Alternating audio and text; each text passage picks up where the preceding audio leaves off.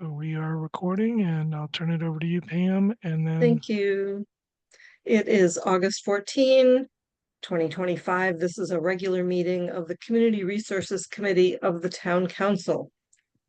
Pursuant to Chapter 2 of the Acts of 2025, which extends through June 30 of 2027, the ability of public bodies to meet in a remote or hybrid manner without a quorum of members in person, this meeting will be conducted via remote means.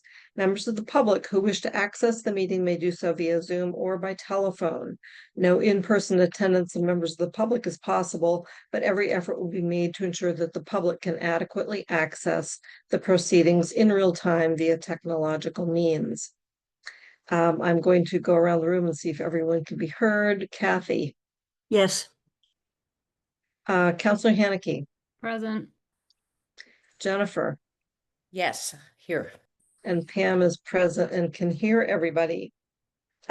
Today we have two public hearings on the agenda, and we will start with the first one being Article 15. I see Nate Malloy in the audience, and could someone bring him in to be a panelist? He's here as a panelist. Okay, there he is. Hi, Nate. Hi, Pam. Hi, everyone. Yeah, I was going to say Greg Rashane, a planner with the town, and then Gaston, the chair of the Housing Trust, will be here to join us as well. Oh, good. Excellent. So it is not quite time to start our public hearing. It's not quite 3:05. So could Gaston also maybe introduce himself if he's available? And also Greg Rashane, if you would like to introduce yourself, that would be helpful.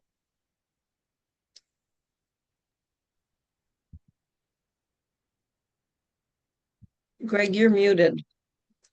Pardon me. Sorry, I think Gaston is joining a new link as we speak. So I'll start just briefly. I'm Greg Rashane, and I am an associate planner with the town, working exclusively on affordable housing stuff. And a big chunk of my time is dedicated to staffing the Amherst Municipal Affordable Housing Trust, with which most of you are probably familiar.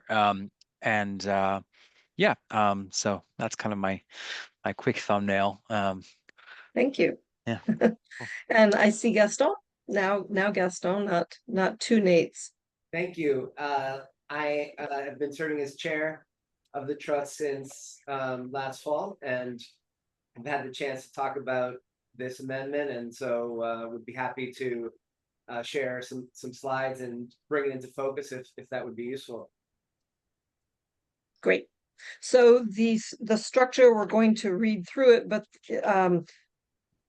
let's just open it up then. It's still not time. So I'm going to tell you what's happening. So we'll talk about Article 17, inclusionary zoning, and we will have the public comment period, or the comment public process. And I'm looking to see if there is anyone in the public weighing in. We have one attendee. I think that's Rob Mora. Rob Mora. So I don't unfortunately see anybody in the public who might be commenting, but the process would be any disclosures of our affiliations, applicant presentation, which is the three of you folks, questions from the board, questions from the public speaking to the proposal, any responses, and then questions from the board and the committee, and then deliberation on the topic. So it is now 3:05. We can open this public hearing. It is Article 15, inclusionary zoning. In accordance with the provisions of MGL Chapter 40A, this public hearing of the Community Resources Committee of the Amherst Town Council has been duly advertised, and notice thereof has been posted and is being held for the purpose of providing the opportunity for interested residents to be heard regarding the following proposed amendments to the zoning bylaw. Zoning bylaw Article 15, inclusionary zoning, to consider amending sections 15.171 of the zoning bylaw by adding new text that would allow for project-specific determination of the fees in lieu of value for affordable units to be made by the permit granting authority. So are there any disclosures or any disclosures from board members, from committee members? I see none, so let's go to a short presentation from the planning staff, Greg and Gaston. Wonderful. I'm not quite planning staff, but I am very pleased to be collaborating with the planning group in town. And I think it will be useful for you if we can put some slides in front of you, because we can highlight the exact language that we're proposing to add. So the amendment is just adding this language in red. Everything in black is the current bylaw. And you can see that what we're recommending is opening up a range in order to give the planning board, as the typical board in question, the discretion to find the right number if a developer requests to exercise their option. There's no right to pay money in lieu of developing the affordable units that may be required by the bylaw. However, developers are given the opportunity to request the leave to make this payment. And so what we are recommending is that if a developer wants to get into that option zone, the number be open-ended in the bylaw to allow the town to make its case, the developer to make their case, and the planning board, as a usual board in question, to find what they consider to be the right number. The developer can always withdraw and say, actually, we'll just go ahead and develop the units. But this gives creates a space for, in effect, the town and therefore the trust being appropriately compensated by skipping out on building those units to create the capacity for the trust and the town to substitute and hopefully multiply the units that were not developed by virtue of such a payment. And so we specify the following factors: market conditions. We know that prices have doubled in the last 4 or 5 years, so market conditions are always fluctuating. What are the unit sizes in question in this particular project? What is the location? And really an open-ended list of considerations. The background to our proposal is that we received one of these requests, the first and only exercise so far, in relation to the project in the downtown above the Amherst College store. And what we realized is that the town's position was actually that the amount provided by the bylaw was low, given the location and nature of the project. And so we inferred the town's position to be that the planning board can, in effect, deny the request at the amount set forth in the bylaw and could agree to a higher number. So we recommended, in fact, to grant the option, and we recommended to the planning board to consider whether the amount should be higher, following the arguments made by the town. The planning board did not feel they had the discretion to actually deviate from the number in the bylaw, and in fact requested us in the trust to come back with a bylaw amendment, and that's exactly what we've done here. We want to support flexibility, tailoring to project specifics. We want to recognize that inflation is uncertain, development costs are uncertain, et cetera, and so we want to allow the capacity for the town to get this right if a developer would like to go outside of the standard requirement of developing the units. And so I can leave this language up here as long as is useful for you, and we'd be happy to answer any questions, of course. Thank you for giving me the chance to present. Thank you. Greg or Nate, do you want to add something to that? Kathy, can your question wait? Yeah, absolutely. Sure. I was going to say that the planning board opened the hearing last week and discussed this, and they thought that the minimum amount, at least 4 times, they thought that should be 5 times. And they recommended, or they considered adding another criteria. So in addition to market conditions, unit sizes, project location, and similar factors, after project location, they would add cost of delays. So, their reasoning was that, you know, if someone's already in a permit process with a development, even if they make a payment in lieu, there's no project ready to receive that money typically. And so to then, you know, wait a year or two to get the payment and then build a unit, there's delays there and there's a cost to that, both in, you know, as Gaston said, whether it's inflation or the cost of a new property, whatever it might be. And so they, you know, that was kind of where they left their discussion. They continued the hearing until next week. But they, you know, those are the 2 points that they would probably have changed with this bylaw. Thank you. Greg, do you want to add anything? Is it Greg? Sorry. It is, thanks. And no, I think Gaston covered all the key points. I think if there's some discussion, I can weigh in on some of the particulars, but I think that's the big picture was covered by Gaston pretty well. Super. So I'll open this up for committee questions. Kathy, you had your hand up. Yes, I thank you for the summary, Nate, of the planning board discussion. I did listen in, and so I can be fairly brief. I agreed of raising the 4 to 5. The other thing that several people mentioned, which I think I agree with too, is making the range smaller. So instead of going way up to 10, and there wasn't a specific, but that seemed like a very large range. So is it 5 to 8? So I don't have a specific, but narrowing the range.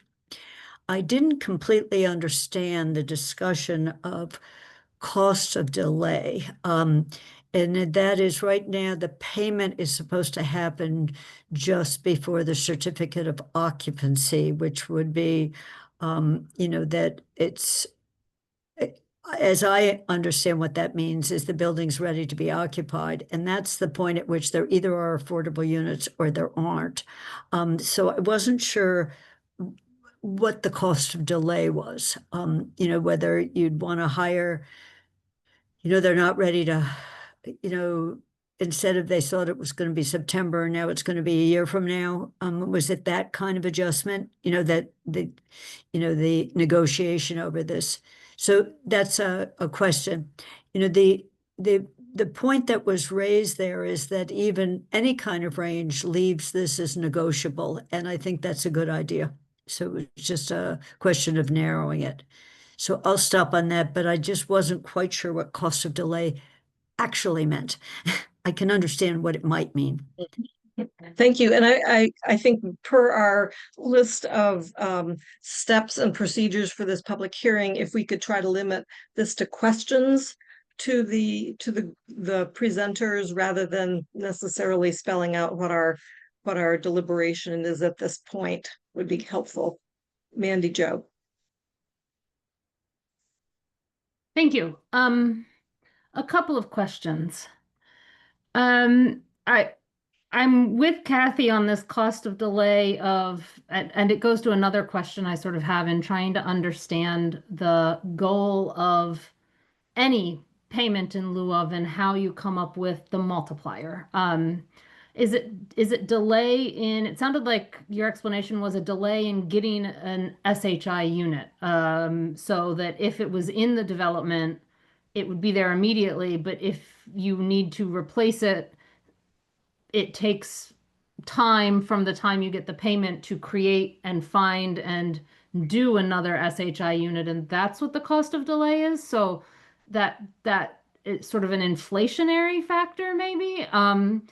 But one of my questions is, what are we trying to get out of a fee in lieu of? Is the fee in lieu of supposed to be enough to build an entire SHI unit or 10 or whatever it would be, depending on the size of the development that is paying the fee in lieu of the unit? So if a development was supposed to have 10 SHI units, is the fee in lieu of supposed to be able to fully fund 10 new SHI units somewhere else? Is it supposed to partially fund it? What is the goal of this payment in lieu of, and how does the multiplier and this whole thing relate to that goal?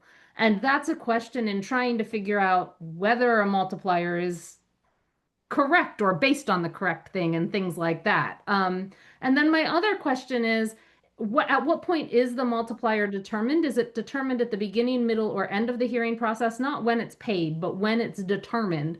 And does that affect how long and how much additional time is added to a permitting process if once it's determined an applicant says, that's not something I can build this project with if I have to pay that number, if it's too high, say, or something. And as the chair of the Housing Trust just said, they can always go back to just putting the units in, but that might require a different redesign of the project. It might require different things.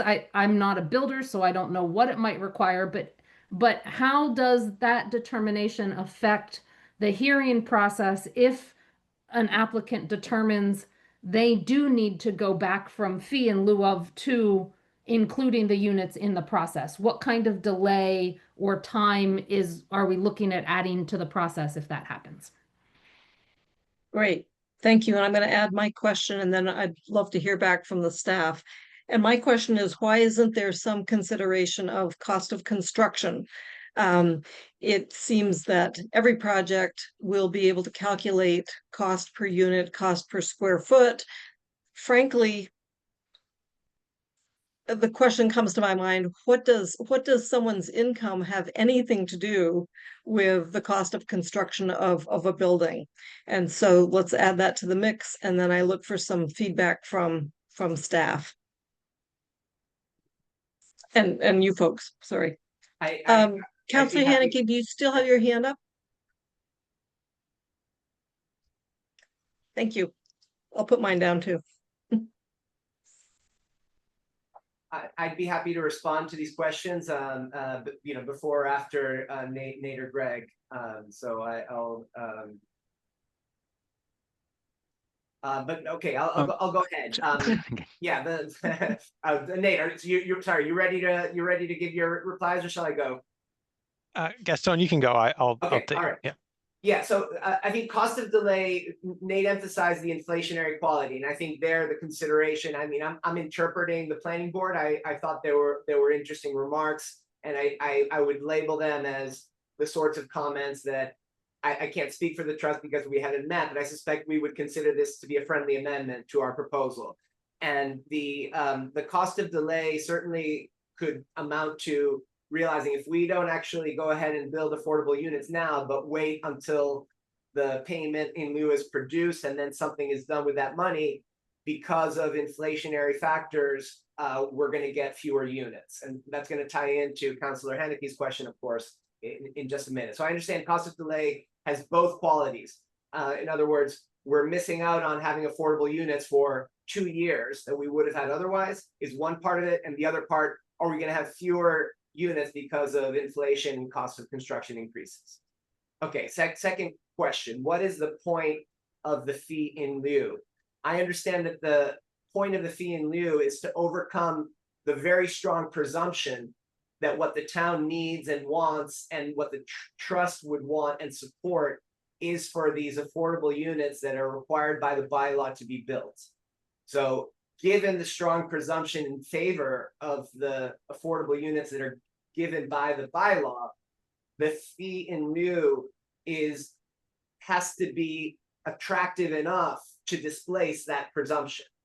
And so I understand that that's the point of the fee in lieu, is to put the town better off in terms of advancing our goals for affordable housing than we would have been had the option not been exercised.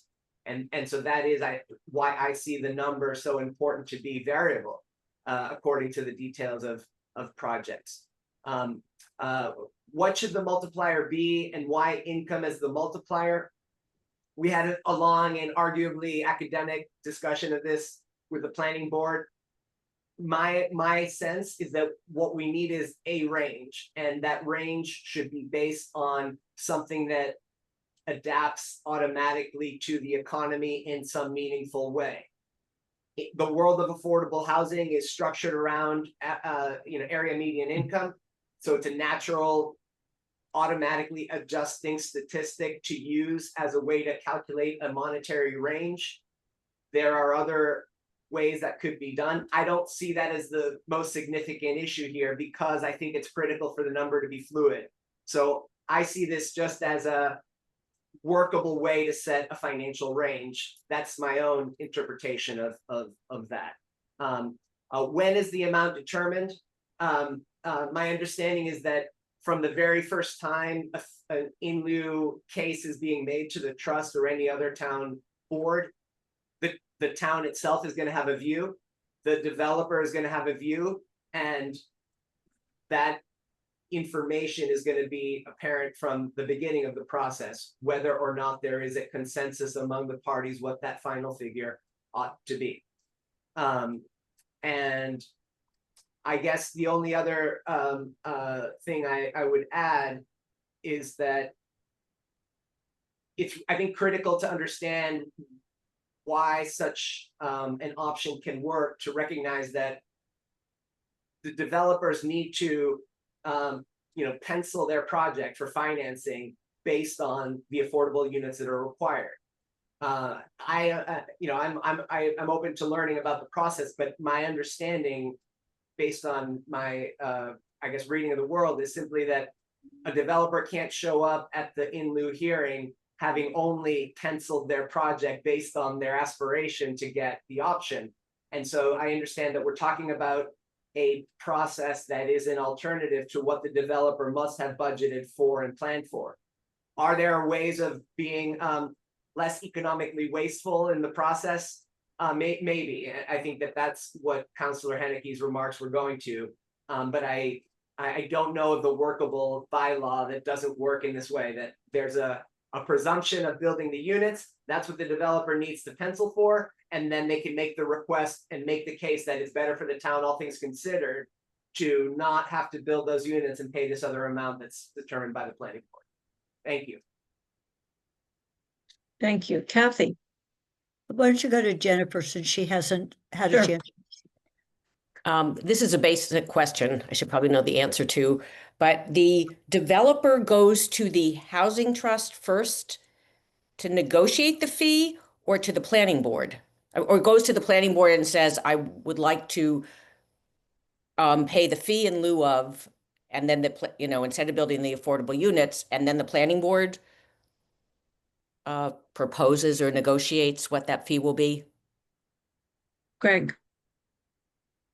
I think the latter is the correct. The trust doesn't have a formal role in negotiating or approving a fee in lieu. However, we are the recipient of fees in lieu when they do occur. So in the instance that one did transact, the trust was encouraged to weigh in by both, in this case, the planning board and the developer, to just get our take as a housing focused body, or the trust takes a housing focused body, and I also I had a thought regarding the cost of construction question too. Is okay if I just kind of circle back on that a little bit? I think one of the and that was Councilmember Henneke's question regarding the cost of construction and why it's not in there.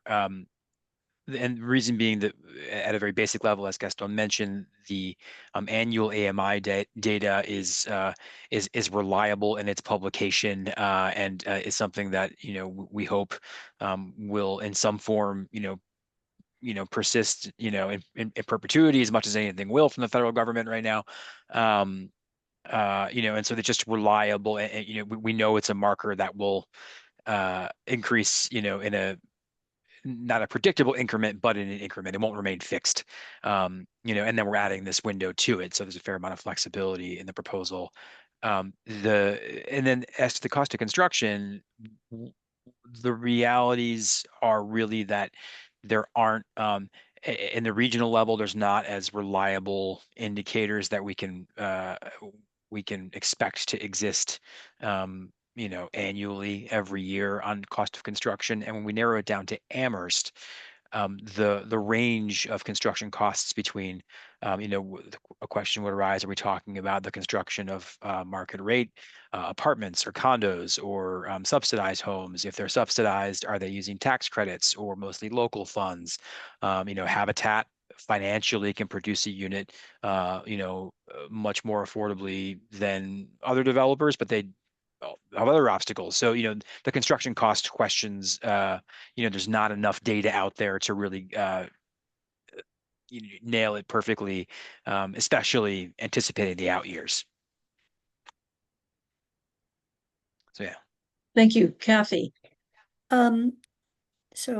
Thanks, Pam, for telling me not to come to conclusions, but to focus on questions. So on median family income, to the extent there's been any experience with people asking for this, what family size do you use when you do that? At least the word family means it's not just a household. So, and family income, whether it's a 2, 3, or 4 varies. Do you just median family income 4? So it's just a question on how has this been interpreted? And if I'm assuming it's around 100,000, because I just looked up median family income for 2 to 3, then 4 times would be 400,000. And I see one of the reasons for allowing the range is if it's a 2-bedroom unit versus a 1-bedroom unit, and you have that down below is one of the things that would vary with.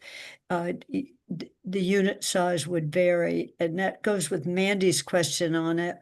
Is the goal to come close to that? If the housing trust got 400,000 for a bunch of 1-bedroom work efficiencies, 10 of them, then you would have 4 million. Could you build anything with it? So is that you're trying to tie it with that, or that money would be available to subsidize another complex that wants a project and the town could do some matching? So is that and then my final question is, why would a developer want to pay it? And at least I think part of the answer to that is I have heard that at times the affordable unit is there, and for various bureaucratic reasons that I don't understand, there are people that are eligible, but no one is placed in the unit. So you lose rent.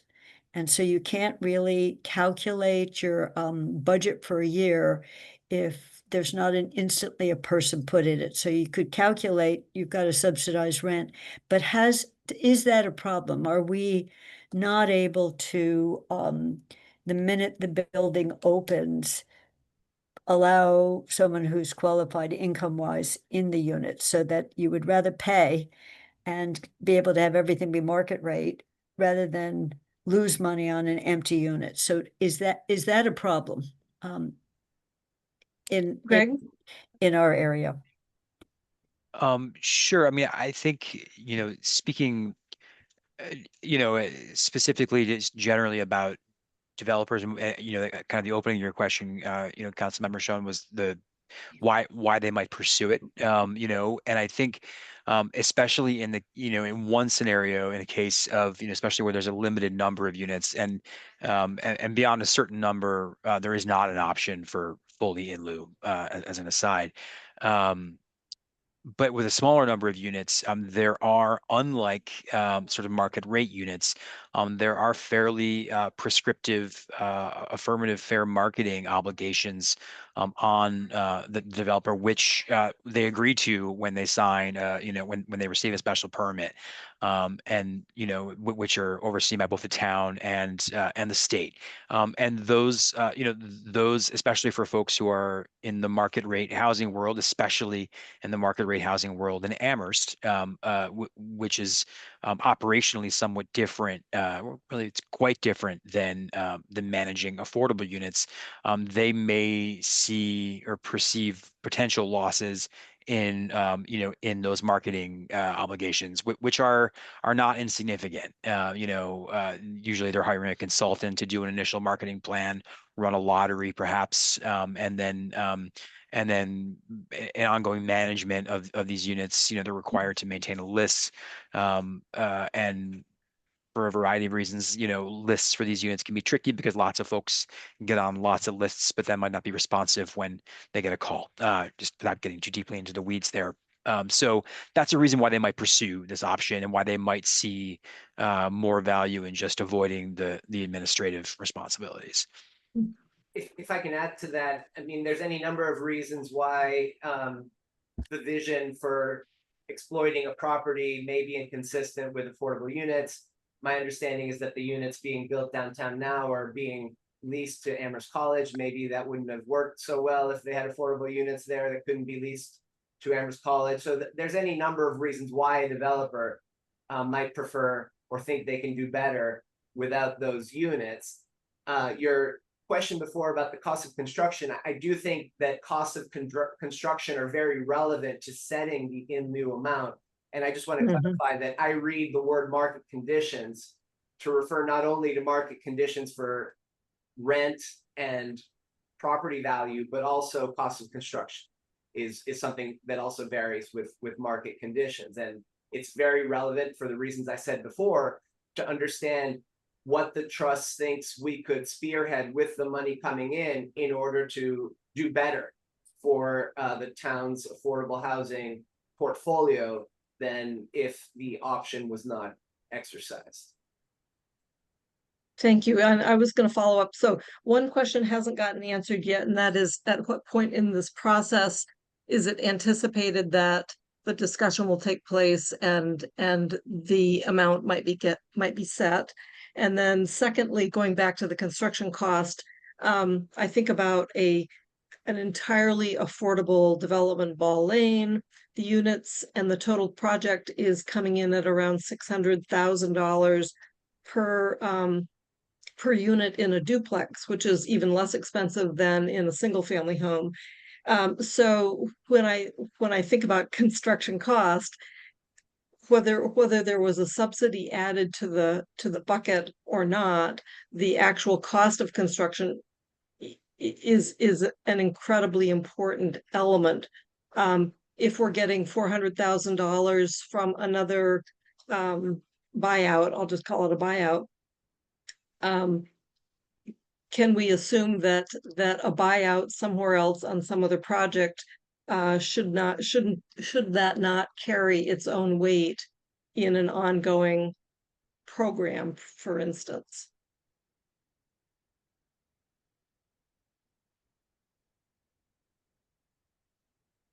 Nate. Sure, thanks. Hi, I'm Nate, just for everyone. Again, I was going to mention the median family income, HUD determines that. And so, there's a formula. If you go online, they take census data or American Community Survey data, they aggregate it, they have multipliers and factors, and they generate it for the Amherst Northampton area. And so, to me, it's a base number that's used, as Greg mentioned, it's reliable. We don't have to calculate it. There really is no construction price index that's really reliable. So the reason why Ball Lane is expensive is there's a lot of soft costs, say, and carrying costs with affordable housing, whereas maybe a private developer could build those units at $350,000 a unit and not $600,000. And so the cost of construction varies a lot based on, to me, how it's financed and who's developing it. Median family income does adjust every year. It can go up, it can go down. And when this gets discussed at the permitting process, it's usually at the end. So usually it could be at the beginning, but usually it has to get through the permit process. Does the project, can it get through its land use permit? And then, it's a special permit request. So it can be a site plan review use. So essentially, by right use with conditions. And then this is an additional special permit request. So there's an application for a special permit to the permitting board. So upfront that a developer is asking for it. And they have the option of either doing offsite affordable units or payment. And as Greg mentioned, if there's 6 or more affordable units, at least half the units have to be constructed. And then half could be either, have a payment in lieu or be provided offsite. So in a small project, 6 or fewer, they could ask that all the units, they pay out all the units. But the permit granting authority would know that right away because they've applied for a special permit for it. When that comes up during the hearing process, maybe at the beginning, it could be as they're, approving the project. And so with the current the one project that had happened with, it was toward the end of the discussion, and it created an extra meeting where the developer went to the trust and then came back to the planning board to talk about what is the right cost of a payment. And the planning board felt that the way the bylaw is written shall be 4 times the current median family income. There was no ability to to, to ask for anything different, nothing more, nothing less. And so, as Gaston mentioned, right, this, there was a discussion afterward about saying, well, it would have been great if we could have asked for more, given the location of the units. And, they're nice units, right? Say they're 3-bedroom units. They're just the, all the factors that went into play with that project. And, it is a discussion at that point with the developer, the applicant, and the permitting board. And as the planning board member said, the more efficient thing to do is just provide the units. And and the board felt it was okay if during the hearing process for the special permit that there is a discussion. And if it takes an extra meeting or two, well, that should be expected because you're asking for a special permit for something that, really is, is a discretionary permit. And, you could have just provided the units in the first place. And so, I haven't seen, it's only happened once. To me, it wasn't an arduous process. It was a multi-hearing. Most of these projects will require more than one evening, maybe, so at some point, we would factor that into the notice requirements. Okay, they're asking for a special permit for affordable units. We would, try to schedule a meeting with the trust to happen at the same time as the land use permitting. And so we staff would coordinate it. So it's not, we're not going to drag it out. And then staff would be involved with trying to determine what is a good range. Right now a developer doesn't have to provide anything, just meet the 4 times. And to me, this opens up an opportunity for a developer to say, here's what I think is reasonable. And, it can be a discussion with the permitting board and the housing trust. Thank you. Jennifer. I'm sorry, I just had a question, Nate. I think I didn't understand something you said in that very informative explanation, but you said something about 6 or more affordable units must be built right away. No, sorry. If there's 6 I or don't more, think I got that right.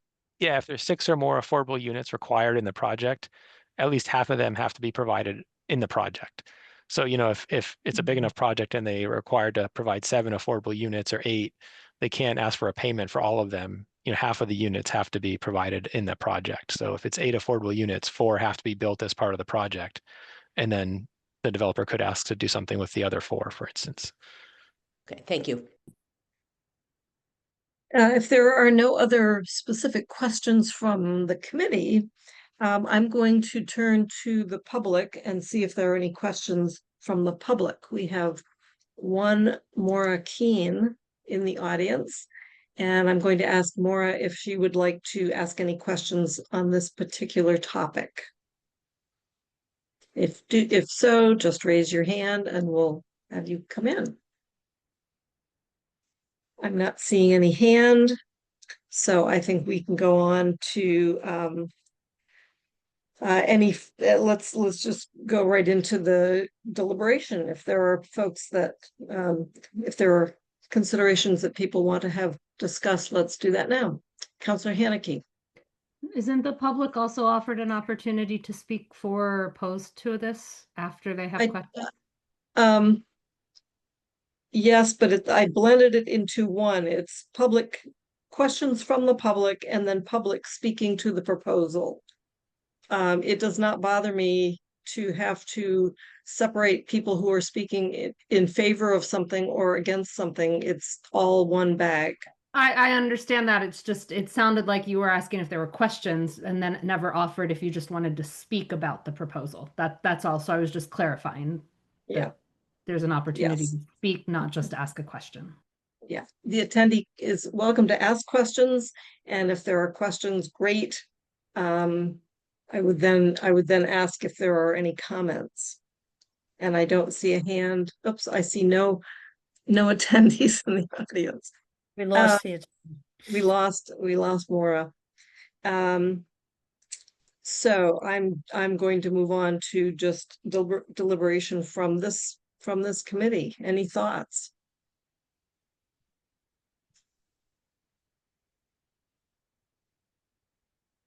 Councillor Haneke. I don't have many thoughts. It seems fine. I just am not sure that we know what we're trying to get the fee to be.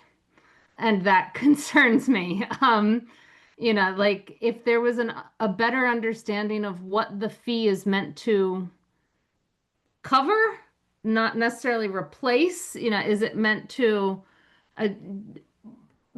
replace the full cost of creating the SHI units in that development in perpetuity for 10 years, for 20 years? Is it meant to be the difference between the market rate rent they'll get by not putting the SHI units in there versus the SHI units for rent? So I guess I don't quite understand how a board determines what the appropriate amount is if there's no guidance on what the amount is supposed to truly represent in the end.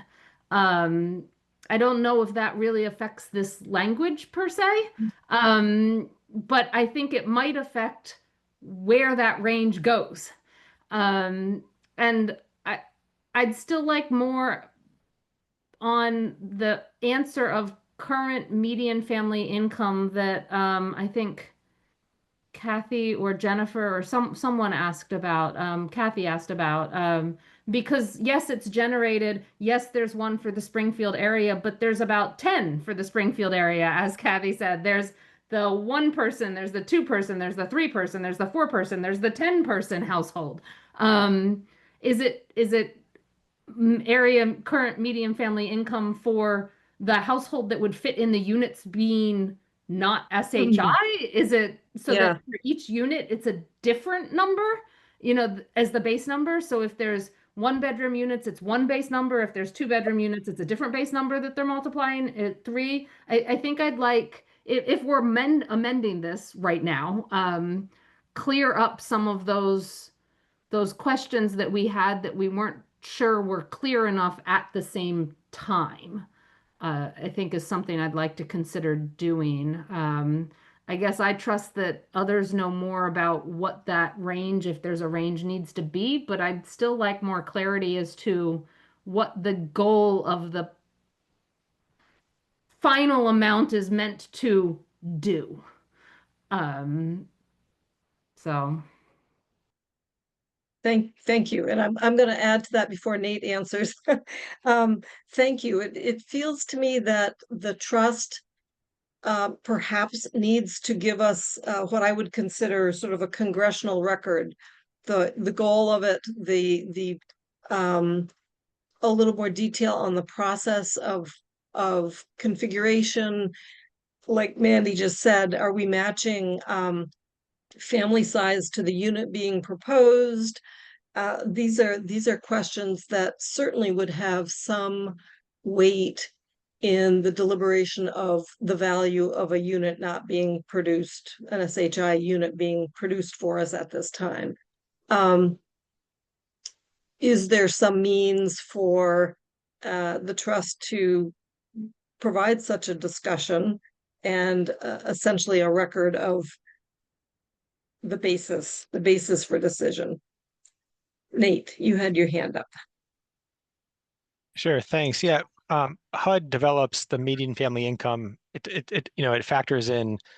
It's not for household size. So if you go to the HUD data sets, they produce a median family income number every year. So it's 119 right now for Amherst, and then they have it broken down by income levels and household sizes. But median family income is a defined data point that's calculated. So it's not based on household size.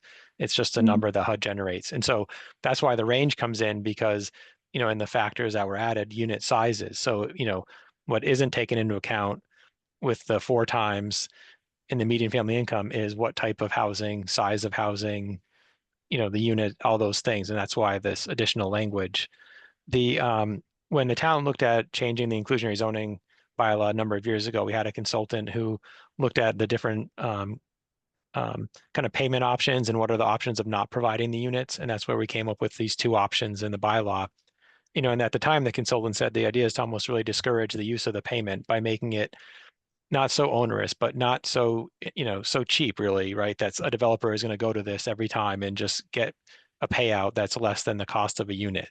I think it's really hard to get at what is the cost of a unit. I really think it does change whether you're an affordable housing developer like Beacon and you're doing a 40B and you're getting tax credits, or you're a private developer who's building strictly market rate housing and you don't do affordable units.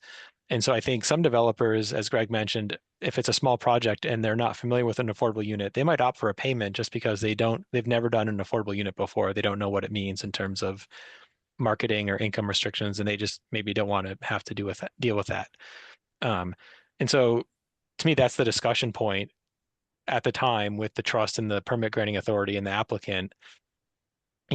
Hopefully the applicant is willing to say, here's kind of what I think is an appropriate number given our financial picture for this project. And then, it's a discussion with the permit board and staff and the trust. Okay, well, how can we leverage that? If they're saying, if we say it's 4 times and it's 480 right now, is that really enough to get a unit built? If it's a unit in downtown, it might not be. If you have to then buy a property, develop the units, build new or rehabilitate a building, is 480,000 actually enough to get the number of units they're making the payment in lieu of?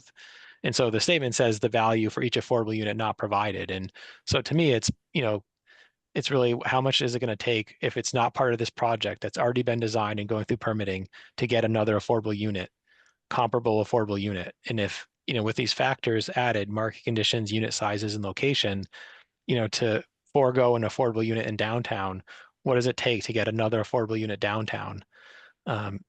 Whether that is new construction or rehabilitation, whatever it is, it's probably a bigger number than if it's an affordable unit somewhere else in town. And I think it depends on the project type. A 50-unit apartment building might have economies of scale that the per unit cost is cheaper than a 10-unit townhouse project. And so it's really variable. I think it's really difficult to say it's going to be this number every time for a unit. And and to me, that's why it's a discretionary special permit, right? It's something that a developer has to opt into. They decide to do it because they don't want to provide the units in their project. And they're not. Yeah.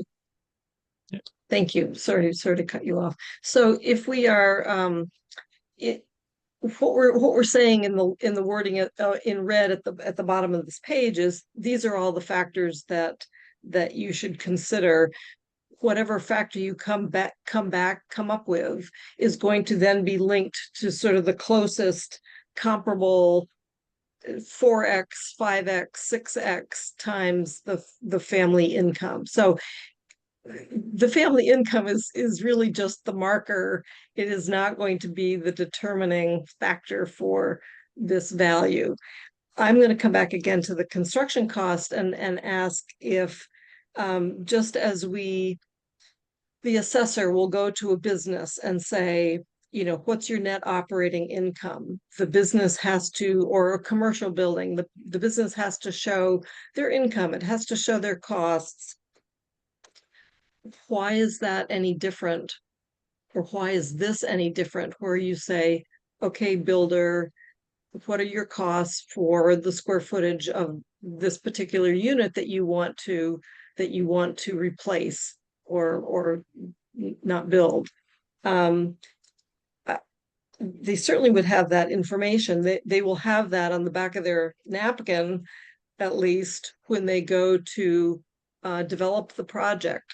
That shouldn't be, and that would be totally project specific. So the value for a unit in project A is going to be a certain value. So I keep coming back to it feels that construction value has a lot more weight than is being given here. Councilor Haneke.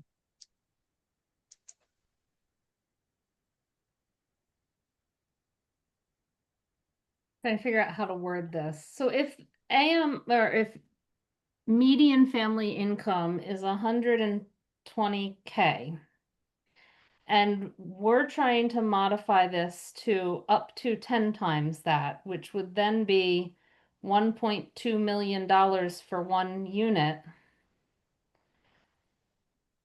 If the permit granting authority tried to demand that, and there's an alternative method to putting the unit in the building of putting a unit somewhere else in town, why wouldn't that just encourage an applicant to buy a single family home anywhere in town and declare it the SHI? Even at 550,000, that's about where our median single family home price is. So, what are we actually so is there a point in time where this number is so high that it would behoove the developer to still not put the unit in the building because they want a building that doesn't have SHI units, say, but just simply purchase a current single family home and then permanently SHI it with, you know, Valley CDC managing it or something? And if that is that something we would want, because doing that would be cheaper than payments in lieu of. And is that something we want a developer to be able to consider doing because that is more cost effective than either paying the amount or including the units in the development they're seeking the permit for? May I try to address a few of the Sure, recent sure. questions? Yep. Yeah, I mean, I think the underlying question, what's the point of the number? The point of the number, as I understand it, is that the town should be at least a little better off in its prospects for affordable housing with the payment in lieu than it would be without. And so it's not the cost of construction for the developers units that matters as much as the cost of construction foreseen for development of new units that is critical. So does the town, does the trust, is there the capacity to put the town in a better position by doing something with that money than just letting the units be built in the building, or as Councilor Henneke just suggested, you know, somewhere nearby? I don't really see any issue between those two alternatives.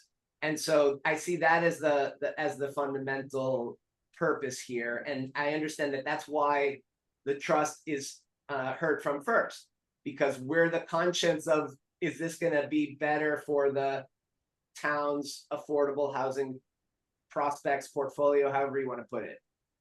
So that's, I guess, the touchstone, and the median income.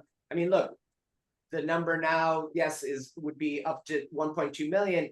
We've seen the cost of construction go from somewhere in the 300 to somewhere towards 700 in just a few years. So the flexibility is meant to just not require updating every year in fast inflation times. Thank you. Kathy. And then Nate.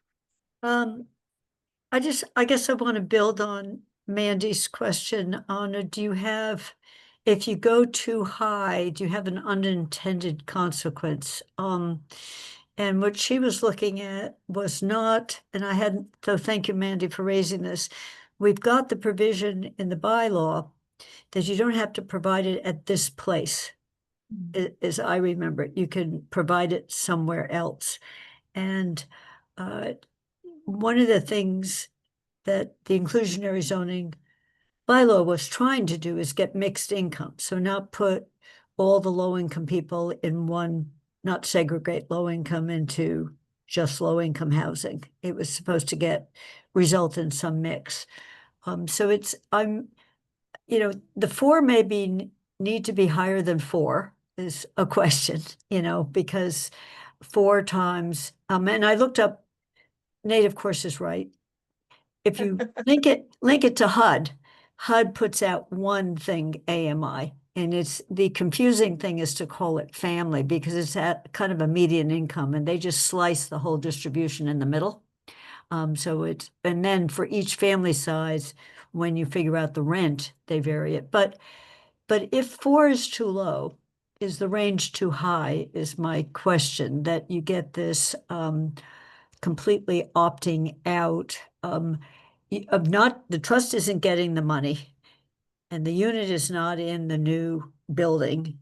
The unit is over in another place. And then that developer presumably has the other place on their hand and they're going to have to manage it as a rental. So are we worried about the range going too high? You know, wherever the starting point is, because of a unintended consequence that the trust fund does not get the money. The unit is not in the building, but they identified another place that they would put affordable units in, that they have space somewhere you could put them. And I can't remember, Nate, you may know how this works. I don't know what anyone's used that option, because it's got some provisions, like they can't say, you know, I'm building in the middle of town and way down out in a whole nother neighborhood, I've got a place where I can put someone. I think it's supposed to be somewhat near. I'm just not remembering, even though I was around when this was passed. So that's my question is, can you just avoid building, and then Mandy's point of put this affordable unit, say, here's the affordable unit I'm designating. Nate, Sure, yeah, I was gonna just clarify that the offsite units are for projects located in only a few zoning districts. And then the offsite units have to be within those same zoning districts or within 500 feet of the project. So you couldn't do a project downtown and then purchase a unit on Bay Road. So the bylaw says offsite units may be allowed for projects principally located in the BG, BVC, BN, and BL districts abutting the BG district. Offsite Okay. units shall be located within the same zoning district or within 500 feet of the premises. Okay, so you're answering, it's extremely limited. You can't just jump in and buy something very Right. far away, but it's those, and those are gonna be pretty pricey, Mandy, the particular places that are Right. listed here. It could be that, say, for instance, if a developer is proposing something downtown and they've owned another property for 30 years, a two-family house within 500 feet, the cost of transitioning that to affordable housing isn't much for them because they've owned it for so long. And so, as Gaston said, well, we're getting the units anyways, and it's within it's proximal to the project. That's Okay. probably that's favorable. Okay. So it's not like they're gonna then put them miles away from the project location. So then the range is not a concern here because of this other restriction on it, or presumably it's not a concern. Yeah, I mean, I would say that right now, if someone came in and this were in place, I don't think staff would jump right to 10 times the amount, right? I mean, I hope we're going to have a reasonable approach to this, and so some of it would be the developers have to say, here's what they think is also reasonable, and so they have to be a part of the conversation. And right now, we don't really have that, given the structure of the bylaw and what happened with the one case where it was used, and so you know whether or not the range is too high or too low, to me, what it's doing is it's opening a conversation that we don't have now. And so even if we said it was 7 times the amount and we didn't allow it to be waived, at some point 7 times might be too high and it might be too low, but that's just what the amount's going to be.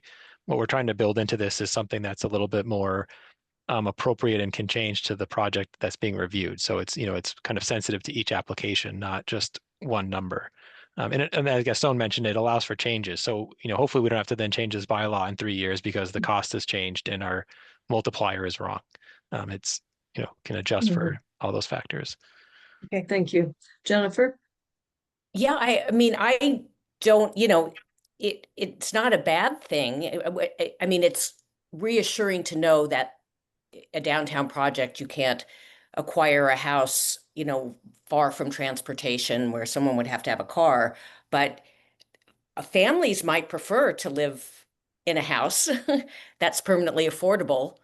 Then, yeah, I'm just saying, I don't think that's in and of itself a bad alternative. If somebody does have a house, that might actually, I know a family living in affordable unit in the Sunset Fearing Apartments, and they're sort of contending with students playing basketball upstairs at night, and there's a lot of houses for rent in the adjacent area. They might be very happy to be in a house that the developer provided or purchased in lieu of a unit in that particular development. If I may say, the developers made this sort of argument when they came to us. They told us, this is not a great place for a family. You can't get to a grocery store, and so on. And so, in effect, they were arguing that we shouldn't give that much value to affordable units in that building. And, we had to we considered that. We thought about that. And then I'll just add that in all likelihood, as we look at the development of the downtown, I'll just call it the Henyon block, even though that's not its official name, the Share Coffee block. There would be very likely an application of this sort in that area. If a development occurs, housing nearby might be designated as the affordable units for in lieu of something being produced in a new construction. I think that would be entirely plausible if that scenario came about. And I think just in looking at this range, it feels like most of the bases have been covered in terms of considerations.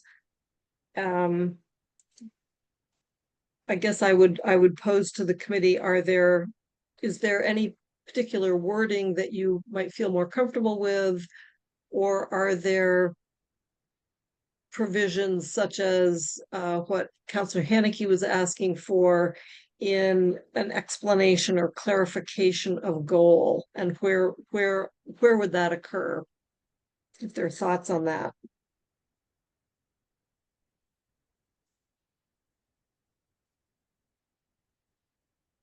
I don't see any hands on that. Councillor Haneke, thank you. Yeah, I was just gonna say, I think I got the, my questions and sort of iffiness on should we be doing anything else to clear this up have been answered. My understanding though is that the planning board has not closed their hearing. And therefore I would suggest that we do not close it, even if we feel like we would be ready to close it, simply because of the state law that surrounds all of this, that we continue it to sometime after the next time the planning board will hold their hearing, their continued hearing. Even if we're basically ready to close and vote, the timeline doesn't work if they haven't closed their hearing. Great, thank you. Kathy.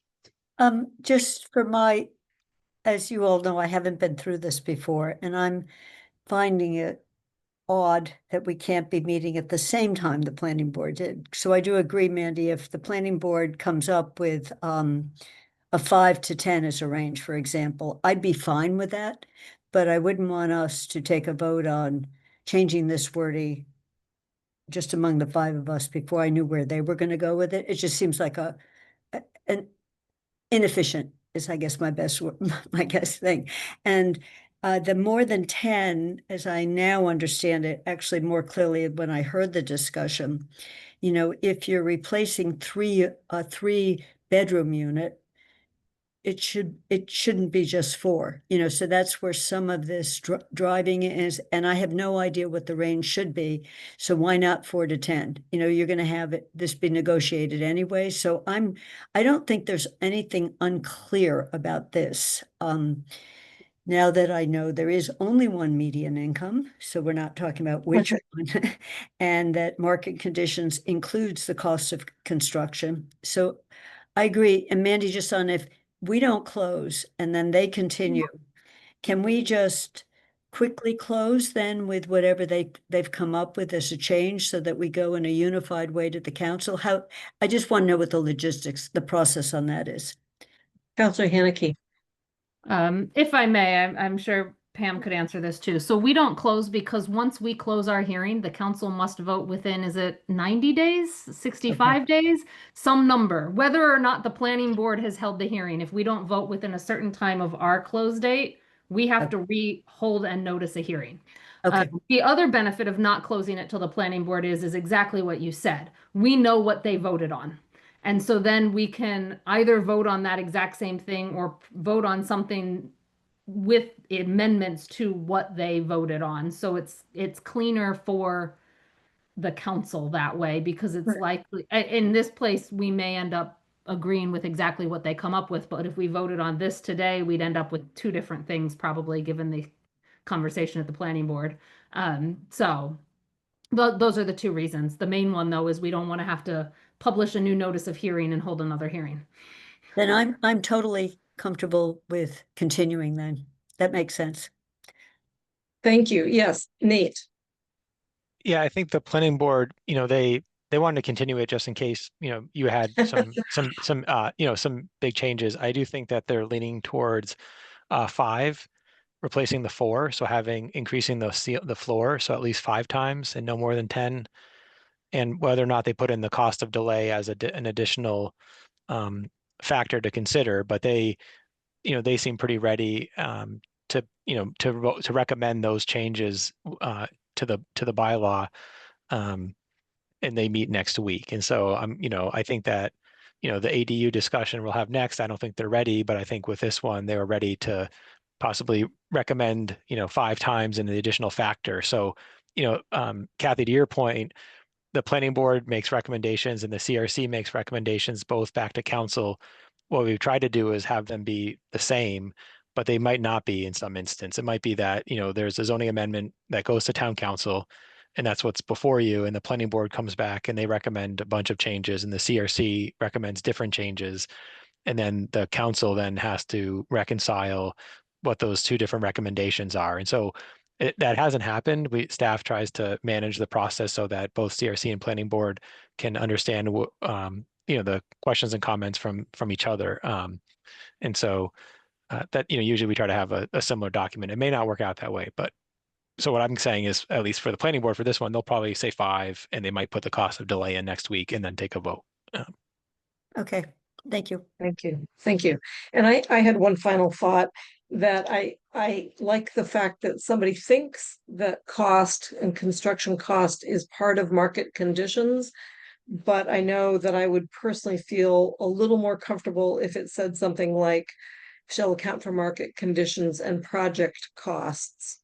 And because again, every project has its own cost basis, and it's just a reminder of that as a factor, which I think is as important as some of the other elements. So am I hearing a motion for continuation of this? This was a very good conversation. Thank you, everybody. Councilor Haneke. I move to continue this hearing to August 28th at 3:05 p.m. Second. Shane seconds. Okay, thank you. Let's see, all in favor. Kathy Shane. Yes. Pam Rooney's a yes. Councilor Haneke. Aye. Jennifer Taub. Yes. And Pat DeAngelis is absent, so it is 4-0-1 absent. We will continue. We will continue on the 28th of August. Thank you, everyone. So much. Thank you, Gaston. Thank you, Greg. And I don't know if you're going to stay with us for the ADUs, but of course you're welcome to hang out in the audience. Thank you all. Cheers. It is 4:09. I gotta write that down so I don't forget. We are discussing zoning bylaw Article 5 accessory uses. In accordance with the provisions of MGL Chapter 40A, this public hearing of the Community Resources Committee of the Amherst Town Council has been duly advertised, and notice thereof has been posted and is being held for the purpose of providing the opportunity for interested residents to be heard regarding the following proposed amendments to the zoning bylaw. Article 5, accessory uses. To consider amending the zoning bylaw by rescinding section 5.011 accessory dwelling units, ADU, and replacing it with a new section 5.011 that includes provisions for a local ADU and for the protected use ADU, which are permitted by right in accordance with the Affordable Homes Act. I'm looking to see if we have attendees. We do not have any attendees, but I'll go through this again anyway.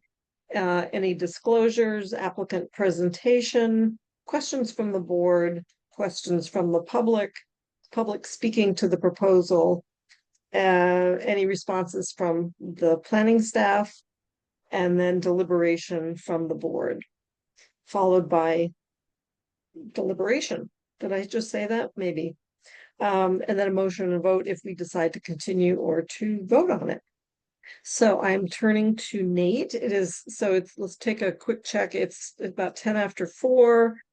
And the remaining agenda is not extensive, so I think we have some good time to delve into this project. So Nate, floor is yours. Thank you. Sure. Thanks, Pam. Yeah, so, this was presented, I guess I'll back up, the state, passed new legislation and then rules and regulations earlier this year that were effective that, you can have a protected use ADU. Amherst has allowed ADUs. We call them supplemental apartments and other things going back many years. And so, what we had hoped to do was then come up with a bylaw that matched the state legislation and rules and regulations. And we have this zoning amendment here. It's a changing landscape. So the Attorney General is still reviewing both fall and spring town meeting articles that are submitted to them and issuing determinations, and they post them online. And so, since this was initially presented to town council, there's been some changes. So there's a draft dated July 18th, and there's even some more changes. So as the Attorney General keeps reviewing articles submitted to them by different towns, they post their legal decisions online. And so, I feel like it's, I have some ideas to change these. And so some of the changes that were made since this first was referred by council is to, kind of be consistent with what the Attorney General is saying to different communities, what they would like to see in a zoning bylaw, a local bylaw. And, so what the state has said is that they call it a single family residential zoning district. So in any zoning district in a community that allows a single family home, whether it's by special permit or by right or by building permit or by site plan review, whether that's in a residential district or a commercial district, you have to allow a protected use ADU on that property. And so in Amherst, we have allowed single family homes just in our residential zoning districts. But for instance, there are some communities that allow single family homes in their industrial districts. And they've said in their zoning bylaw, they don't want to have ADUs in those districts. And the Attorney General has come back and said, well, you allow single family homes in your industrial district by special permit. And so you have to allow protected use ADUs in those districts. And so any property that has a principal dwelling, which includes at least one dwelling unit, is then allowed a protected use ADU. So it's not just a single family home. It could be a duplex, it could be a triplex, it could be an apartment building is a principal dwelling, as long as it has one dwelling unit. And then if you're in a zoning district that allows a single family home, you're allowed to have a protected use ADU. And the state changed the legislation. So a protected use ADU is part of protected uses. There's a bunch of them according to state law. So you really can't deny it. And you have to have reasonable regulations, local regulations. And so, the crux of the matter in a lot of these local bylaws is what's reasonable. So, limiting the number of bedrooms has been considered unreasonable. Requiring parking space if you're within a certain distance from a bus stop is actually, prohibited and also unreasonable. Having occupancy restrictions is unreasonable and prohibited. And so communities have tried to take different approaches to regulate ADUs. And the Attorney General has often said, well, according to the regulation, this is how we're interpreting it, and no, that's unreasonable. And so, at first the planning board thought, well, let's have some owner occupancy or come up with a student home definition. And honestly, that would be unreasonable and prohibited. And so, in my mind, the state is really saying, allow ADUs, allow protected use ADUs. What we proposed in the bylaw is a local ADU that's bigger than a protected use ADU, up to 1,200 square feet, and then a protected use ADU that meets the state definition. And I'll walk through and share the screen in a minute. And so what we're saying is that you could have 2 ADUs on a property, just so we're clear. And so Kathy, thanks, she was at the planning board. There's been some questions asked. And since then I've spoken with KP Law, an attorney at KP Law, and had a few more thoughts and clarifications. And so the way the bylaw was presented to town council, it was this local ADU, which is bigger than a protected use up to 1,200 square feet, that has an owner occupancy requirement. And then a property also has a protected use ADU, or protected use ADU. So, we can't deny a protected use ADU. So if someone did a local ADU first, then they could get a protected use, or vice versa is how we've written it, just so everyone's clear. And then we have these standards and conditions or general requirements for a local ADU and protected use ADU, and then specific requirements for the local and for the protected. And we've really tried to simplify the bylaw in terms of what it says. I think the one clarification I've had since we proposed this to town council is that if you have a protected use ADU on a property and we allow a local one, so it's a second ADU, it has to be by special permit. So in our bylaw where we say it's an administrative approval, that can only happen if it's the first ADU, but if it's the second one, it has to be by special permit. And so, the rules and regs say that. It's been interpreted differently in different communities. I think it's been clarified with an attorney general determination and through KP law. So that kind of changes my opinion on the local one. It would seem strange that we'd allow it. Maybe it'd be okay that it would be so our bylaw would have to change and say, if it comes after the protected use, it's by special permit. So that's some language that would have to be added into our bylaw. The other one is if we've permitted a number of these ADUs already, it could be over 30. It's probably over 30. And a number of them are over 900 square feet. So they don't meet the definition of a protected use ADU. And then there's a lot that do meet the definition of a protected use ADU. And in our minds, those are those are just automatically protected use ADUs. And so if those have permit requirements on them, certain conditions that are now unreasonable, we won't enforce them. And so, if they have an owner occupancy requirement and it's now meets the criteria and definition of a protected use ADU, the town can't enforce that owner occupancy requirement. If it's an ADU that doesn't meet the definition of a protected use because of its size, then it's still regulated by the permit or whatever, conditions that were associated with it when it was permitted. So, I think, KP Law mentioned when I spoke with an attorney today that a lot of communities are trying to figure out what to do with these pre-existing ADUs. What does it mean if they, a lot of communities are allowing a second ADU, a local ADU? How do you permit those if if you still have to allow a protected ADU? And so, there haven't been a lot of answers. I think it's more to come as more communities adopt their zoning bylaw, and either it gets litigated and there's case law, or the Attorney General keeps reviewing town meeting articles, which will happen for the next month or two. And I can stop there if there's any Thank you. questions. I see. Yeah, let's start. So let's start with, we forgot to do any member disclosures. Shake your head if there are no member disclosures. Okay, good. Let's go with that. So questions from the members, Jennifer, and then Kathy.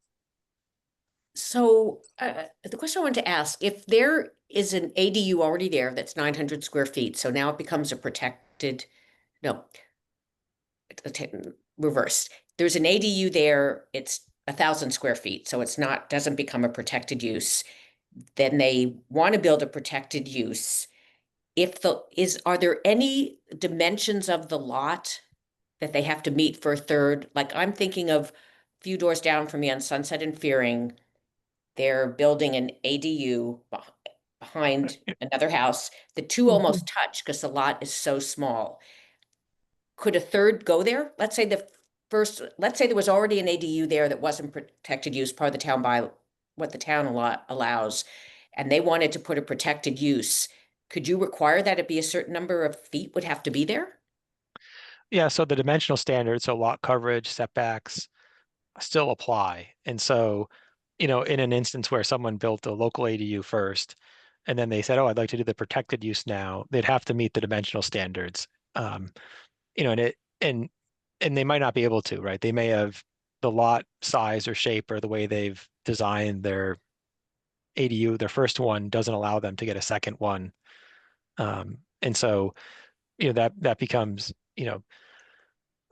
maybe they can't get to the 900, but maybe they can do a 400 square foot ADU or a 600, or maybe it can be, in addition to the house, or they could, it doesn't have to be a standalone structure. It could be right within the existing dwelling. It could be adding a floor. There's a different, it can be a number of solutions to create an ADU, but they can't create, they can't create a nonconformity by getting too close to the side setback or, something like that. Yep. Kathy. If we did not include local ADUs in this, and we just did protected use, and we have an ADU that's 1,000 square feet, so I understand it's non-conforming, and that we have a lot of non-conforming stuff throughout town, so I'm not that concerned about that. What I was wondering is, does the local ADU that's 1,000 feet that came in on with the deed restriction that one of the two buildings, either principal or ADU, must be owner occupied, does that still remain? So that's question number one. So it's the non-conforming one, the bigger, and not a new local one existing. If we have an ADU that's under 900 square feet, not for whatever reason, do they now become protected use? And the deed restriction that they agreed to, where one or the other is owner occupied, does that get nullified? So it's, so I'm looking at just the body of, you said there are 30 of them, and let's say not all of them are 1,000, but some of them are, or most of them are. So it's what happens if we don't have local ADU in this bylaw, we just focus on protected use. And then I have a question about why include that, but I'm just going to stick with this question first. Let's hear from Nate. Thank you.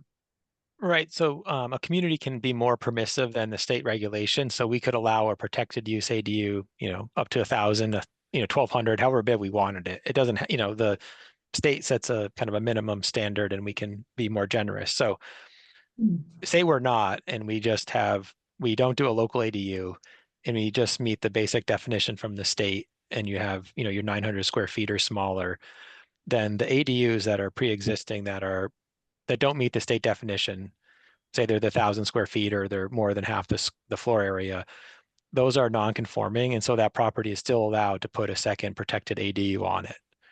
But that was my question: is does the owner occupancy for that one still prevail? I understand yes, that. Yes, it still does. So if we didn't open up the door to more and we stayed with 900, if you were larger, that would still prevail. If you meet the definition of this protected use, that goes away. Right. Is that correct? That's correct. It's a question, and I'm trying to. Yes. And I asked the attorney today this question. So for instance, we have a lot of permits on properties in town, whether it's special permit or site plan review, that require owner occupancy. So, you have a special permit for a duplex, and one of the conditions of the permit is one of the units has to be owner occupied. That property is still allowed a protected use ADU, but it doesn't nullify or wipe out that special permit or the owner occupancy requirement. So that, the special permit for that use is still in place with all those conditions. They're allowed a protected use ADU. We can't put an owner occupancy requirement on the ADU, but the special permit conditions for that duplex still remain. So it's similar to what you were saying, Kathy. We have these pre-permitted ADUs that have some other conditions on them. And if that property wants to then put a new protected use ADU because their existing is bigger than, it doesn't qualify as protected, any conditions or things associated with that previous ADU and that permit still remain on the property. I will say, the difference would be if we allowed a protected ADU up to 1,000 square feet. So say we only have one ADU in our bylaw, and we say we don't want to have any non-conforming ADUs. We want them all to be protected up to 1,000 square feet. Then any ADU we've permitted so far, the owner occupancy requirement is, is gone then, right? We can't enforce that. So, of the however many we've permitted, those all become protected, and any conditions we have on those that are unreasonable can no longer be enforced. Okay, I think you've answered my question on the large one, and then we can come back because I see Mandy's hand. So what I'm not talking about putting a second ADU on, but let's say I have a home and I built an ADU that is 800 square feet, so it's well within this, but I agreed to have owner occupancy on one of the two properties. Does that still stand, or because it meets the definition of protected, does that restriction have to be revisited?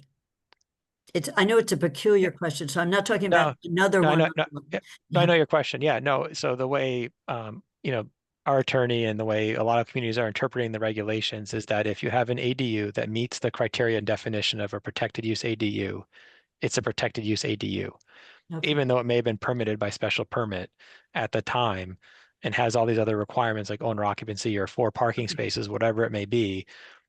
It's automatically a protected Okay. use. Yep. Okay, and in this case, then we do a new protected use. The a second protected use one couldn't be built on that lot unless we decided to allow one by special permit. It would no longer be a protected use. So only one protected use is allowed on a property. So if you allow a second one, it has to be something different. It could be the Okay. same size. It could be the same size, but you're going to call it a local ADU or a second Okay. ADU or whatever. Okay, and I'll come back to some when we get to content discussions. Mandy, Thank you. I wanted that one because I thought of what if we didn't do local in this at all? What happens to the larger local? And I wasn't talking about going up on 900. I was talking about keeping it 900. Thanks. Thank you. Counselor Henneke. So I had some similar, I have a lot of questions, a lot of concerns about some of the language in here and questions about that. So I don't know how you want me to go through them, whether we're going to go section by section at some point. But I had that concern that Kathy was having. I'm not sure where to start with all my questions because I have so many. But Are one they, of the so let me ask, are they sort of organized by category, or would it they're be? just I've just added them into the document, so they're by technically section, I guess you would say. No, and I have the same thing, Pam, but I just decided to focus on one. So go, Mandy. Yeah. Yeah. Okay, Yeah. so what we're trying to do is just sort of get all the questions out there, and then hopefully we'll get some responses from Nate. And then maybe once we've done that, we could go through section by section to see if those things still jive. So do you if want me the to answer- discuss all the questions I have? There's like Well, 15 what or do you have, 20 of them. 25? There's close to 20. Okay. Well, well, tonight is the night we're talking about this. Let me ask Jennifer then if she has something that she'd like to Yeah. ask before you start. Oh, And what I then we're want to gonna- ask is if you have, I'm kind of forgetting my question, but it had to do with, if you're having a second unit on the property and it's 900 square feet or below, you could, because you need a special permit, you could impose an owner occupancy as part of the special permit? There's already a protected use, so this is not a protected use. I guess I'm asking Nate. So, so you're saying there's a pre-existing ADU that was built before the legislation, and No, I'm saying there's a protected use ADU and they want to build another ADU. right? Whether So like it's 900 square feet or above or below 900, the special permit could require owner occupancy. Right. So right now we define local ADU as being bigger than the protected use up to 1,200 square feet or 90% of the habitable space. So there's a size differential. So you couldn't have essentially 2 ADUs of the same size on a property because, the state's been clear if you're not, if you don't really define it that way, then what is really the protected use or the local ADU? I guess But what I was you're going to saying ask. you only have one Yes, only one protected use. So the second one, Yep. no matter the size, you could impose an owner occupancy on the special permit if you chose to.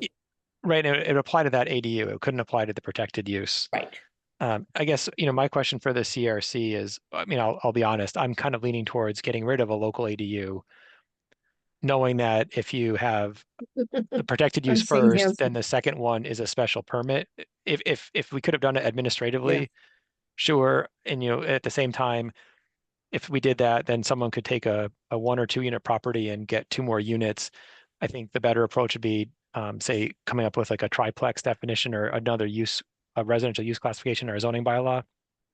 And so if I'm going to recommend this to the planning board probably. And one of the planning board members asked, like, couldn't we just do a protected use up to 1,200 square feet? A lot of the planning board said no, because then you don't have the owner occupancy requirement on all the ones that have already been permitted, and you don't have it going forward on large ADUs. I would say that we haven't had any issues with 1,000 square feet.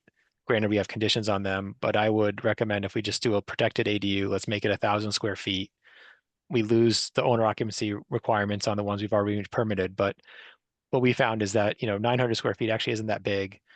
1,000 square feet, in terms of number of tenants is not going to make a difference in terms of number of occupants in that unit. The 100 square feet is not like you're going to go from, we have a 4 unrelated, but it's not like you're going to go from 5 to 10 occupants because of 100 additional square feet. But whether or not we agree on the square feet, if we think we're going to get rid of the local ADU provision or recommend that back to council, then we don't have to we don't have to look at any of those sections of the proposed bylaw. And the CRC would recommend to council to eliminate the local ADU option, and then only stick with a protected use ADU. So I'm kind of leaning that way. That's a good starting point. And I see people nodding.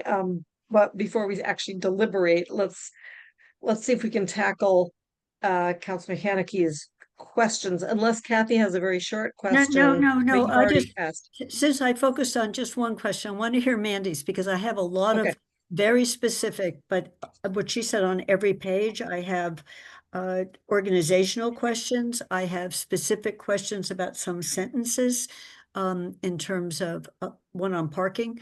But Mandy, why don't you go? Thanks.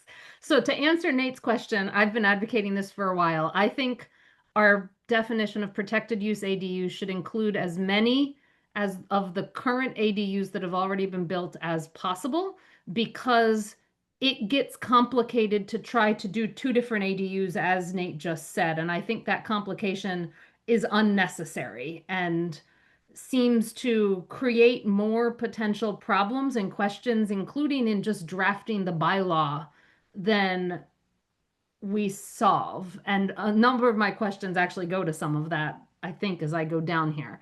But to start with the questions, the last sentence of the purpose is not comprehensive. And if we're going to say what ADUs enable, we either should be comprehensive about what they enable, or we should just delete the sentence. Okay, hold on, just a moment. Sorry. Councilor Haneke, we're going to definitely get into substance here. So let's just kind of go through and just make sure that there are no attendees asking questions. We'll sort of Okay. wrap up the question section, and then let's just dive into the section by section, and Nate can probably pull that up on the screen. I see no people in the audience, and so there is nothing to respond to. Let's go to let's just speak to the proposal. And Nate, do you want to bring your material up? To be clear, I have questions, and that was one of the Okay, first ones. okay. Why is that sentence in there? Because Okay, it's not that's the question. comprehensive. If you want it phrased as a question, why is it in there Yes. when it's not comprehensive? You either make it comprehensive or you delete it, because why would you put an uncomprehensive sentence in there? If you want questions, Let's can let's try to do it that way then. okay. And maybe we'll get answers. So I just talked about why are we doing 2, a protected and a local. Let's see, in the definitions, why are we not putting some of these just into Article 12? And why are we not defining ADU specifically? We're defining a local ADU and a protected use ADU, but everything else, most of the bylaw refers to just ADU. So why are we not defining ADU? I don't believe I saw an ADU definition within the definition section of Article 12 when I looked, but I could be mistaken by that. And then why are they in here? Why are a number of these definitions in here instead of Article 12? Should we include a statement that all the Article 12 definitions also apply. Because the statement here is the following definition shall apply. Is that comprehensive enough, I guess, is the question on that one. Within the local ADU definition, item 2 appears to have 2 different definitions of how to determine the size. Am I correct on that? Larger than a protected use ADU, but shall not be larger than 1,200 square foot or 90% of the habitable space of the largest principal dwelling, whichever is smaller. So it seems to have 2 different definitions of determining size, including, I'm not sure whichever is smaller, what that is referencing. Is that referencing yeah, it's a confusing definition, and I'm not sure why we would have 2 different ways of defining it. Protected use ADU, why is the definition of a protected use ADU beyond the size number, particularly within section little 2, not follow the regulation definition exactly? And does that create any problems for our definition, because the regulation definition uses gross floor area, not just floor area, doesn't include habitable space because it's gross floor area. So why are we not following the regulation definition exactly within our protected use accessory ADU definition, other than the square foot number, which I know we'll be discussing later? Why in the general requirements have we just chosen not to prohibit short-term rentals of ADUs? That is one allowable prohibition, and have we considered whether we should do that? And if so, why? What was the conclusion as to why not to do that? If there was a consideration, and if there hasn't been, should we be considering it?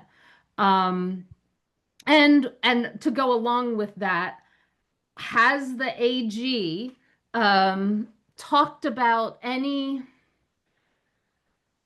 or discussed any town's attempts to define what a short-term rental is? I know during the development of the regulations, there was a lot of question about how the state was referencing it that didn't really talk about a definition. Has there been any clarity in what an ADU can define, what a town can define as a short-term rental for ADU regulation purposes?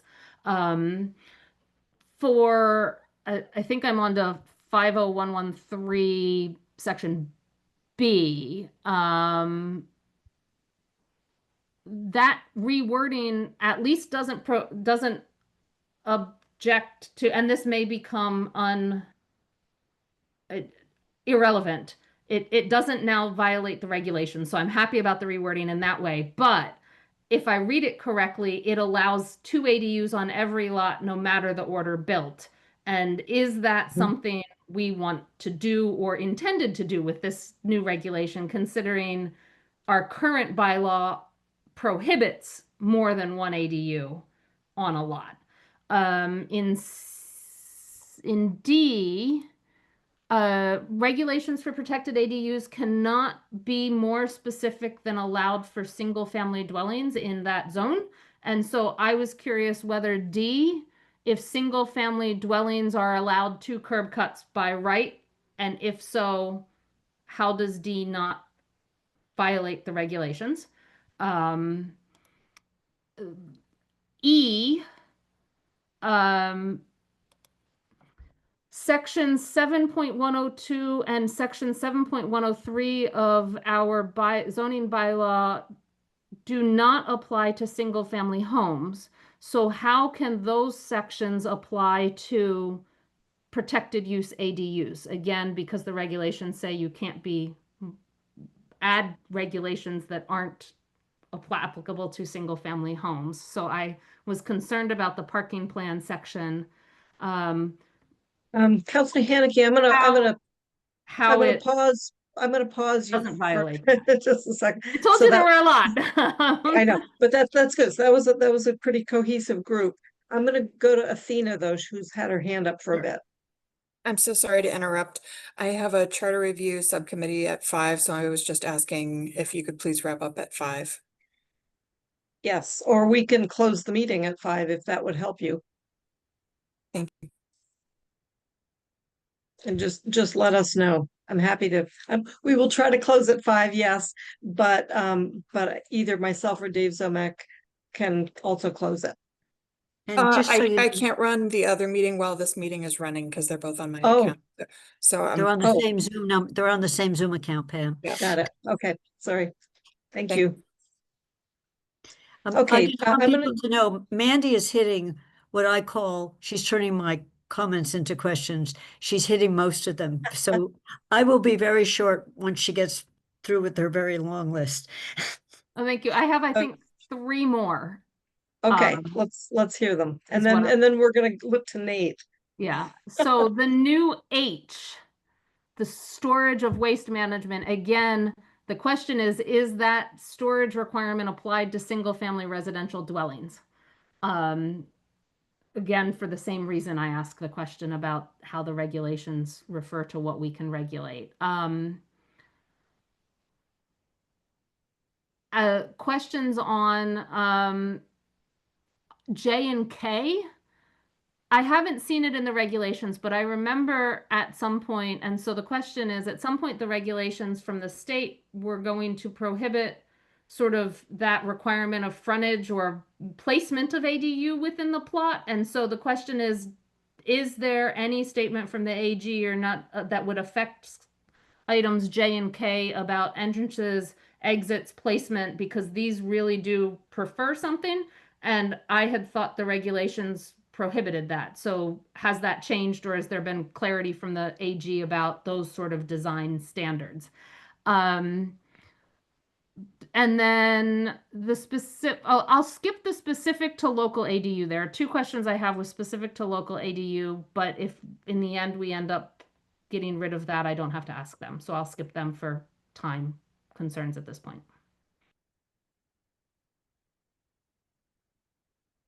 And then that's I'm it. gonna go, okay, thank you.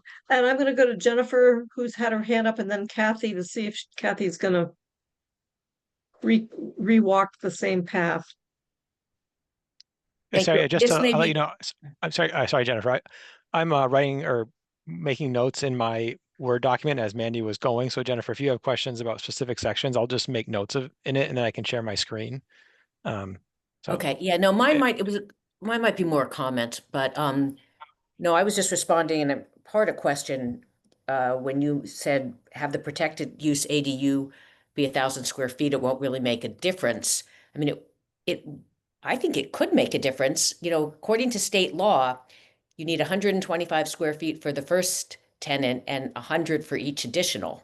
So you could have another person. It just makes it, there's going to be a lot of houses rented to 4 unrelated people that are now going to have an ADU. And if we can't place any limit on how many can live there, you know, we're easily going to have 7, 8 people living in close quarters. And if we allow it to be, I don't know why we'd allow it to be larger and invite the possibility of more tenants. I realize you know, it won't be an issue in areas that have much more land per house. So if you have a larger ADU, but when I think of the one on 3 houses from where I am, allowing that ADU by right to be another 100 square feet would have a real impact. There's already going to be probably 8 residents living in a very small lot, or maybe 7, and allowing one more.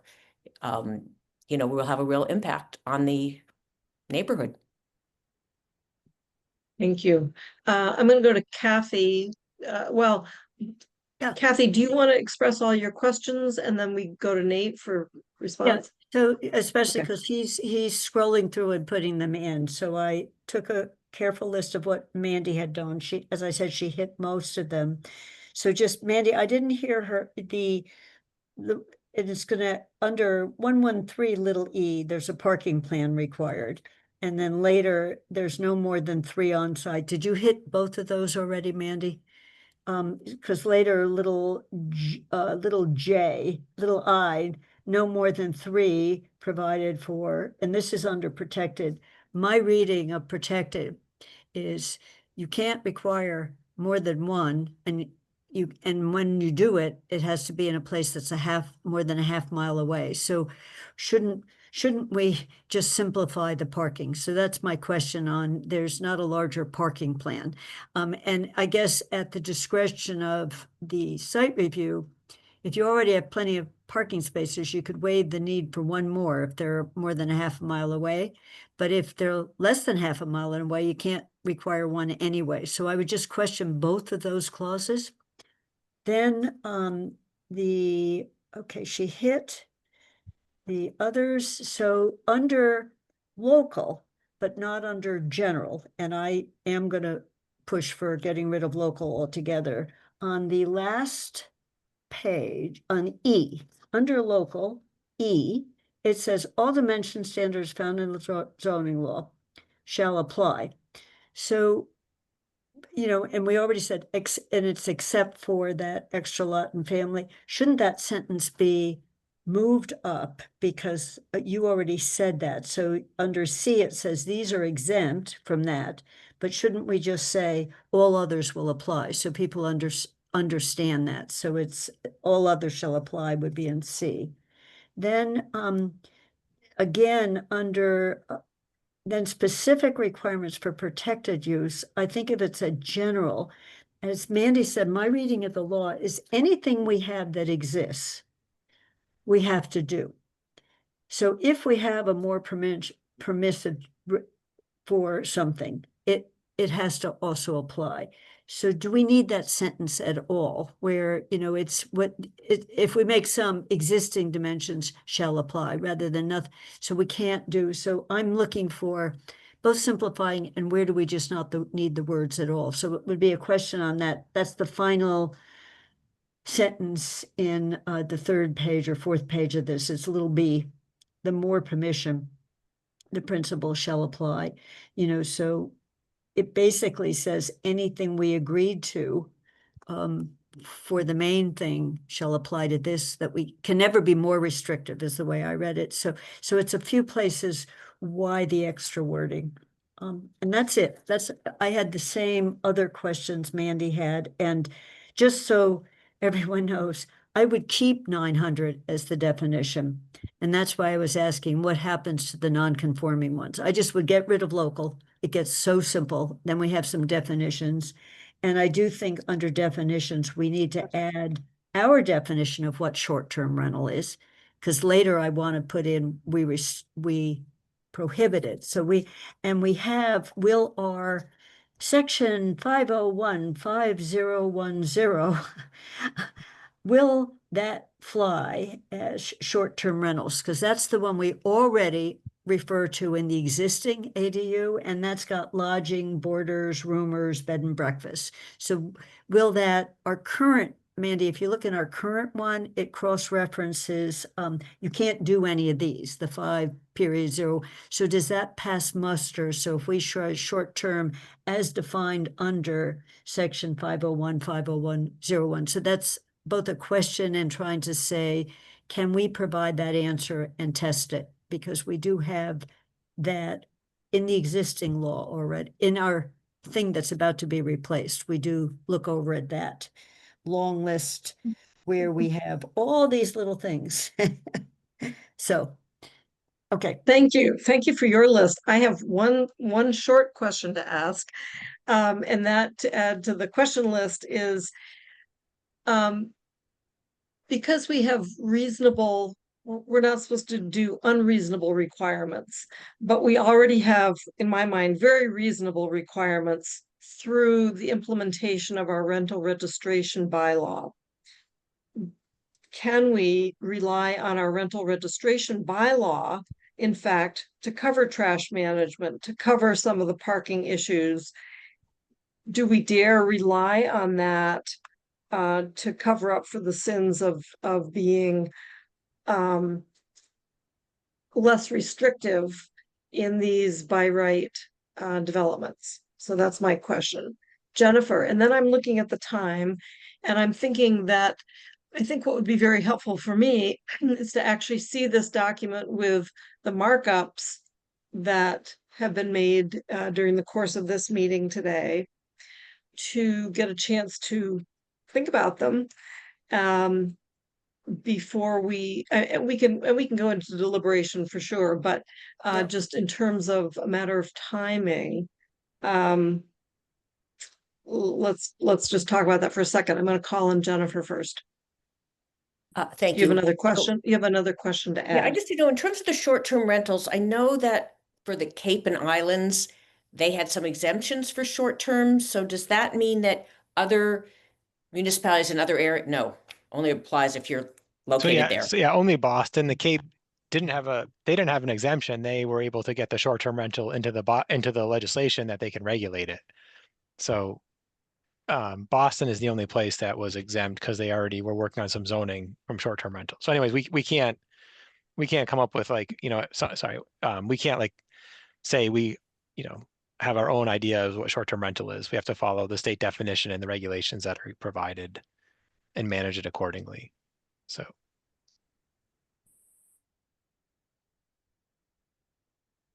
Okay, so we've got 6 or 7 minutes Yeah. left. Yeah, so just quickly, I'll send you the document. It has the track changes. It's the 718 version. All the comments made today will be highlighted in yellow. So are you doing them as comment bubbles? I'm just going to highlight them in yellow. They're going to be text within the document, and you can see all the highlights. Okay. And yeah, I think that, and feel free to email me directly with questions or comments. I will say, Mandy, to your point about the in the applicability or the purpose, and to yours, Kathy, at the end, that statement that the AG's office and the model bylaw in the state is encouraging communities to put statements in there to clarify things, even if it's redundant.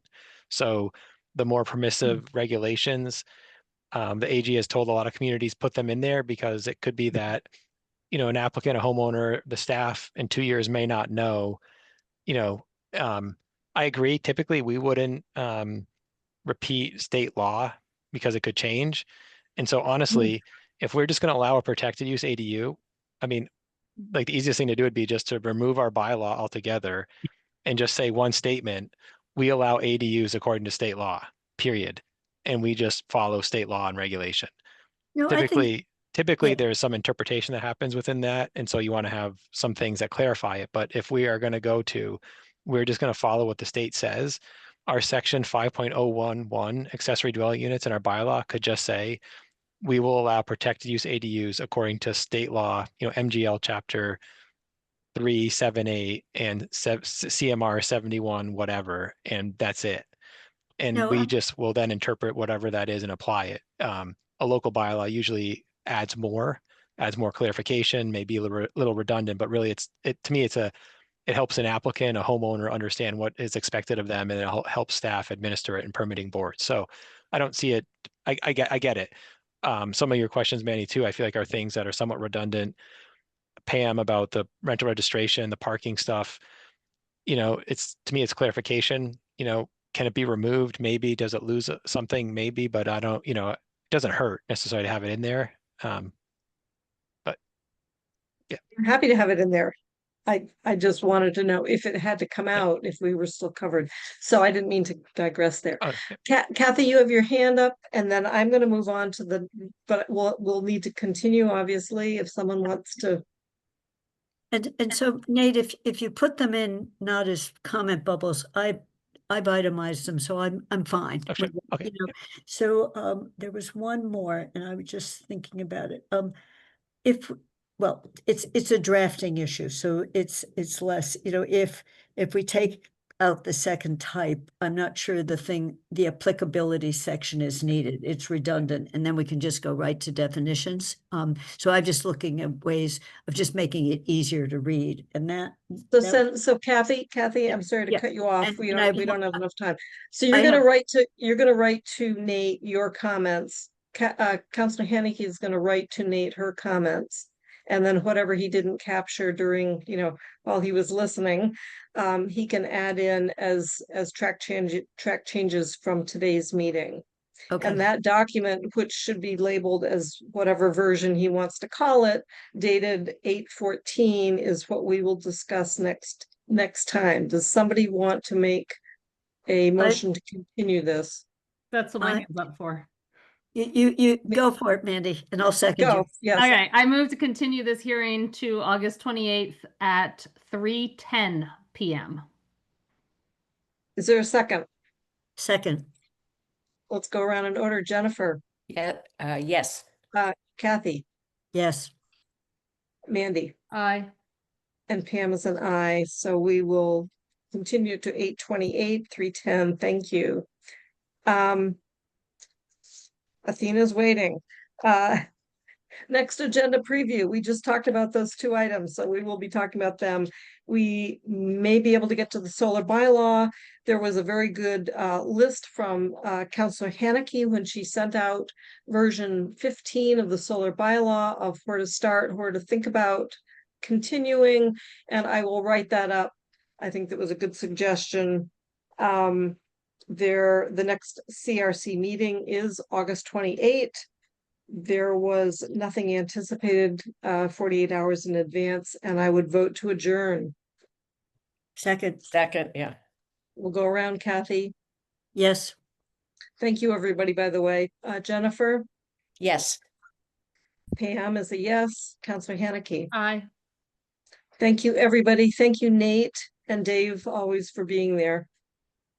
We Good got night, you everybody. 2 minutes to spare, Athena. I appreciate it. I appreciate it. Have a good night. Thank Thanks, you. everyone. Good night, everybody. Thank you.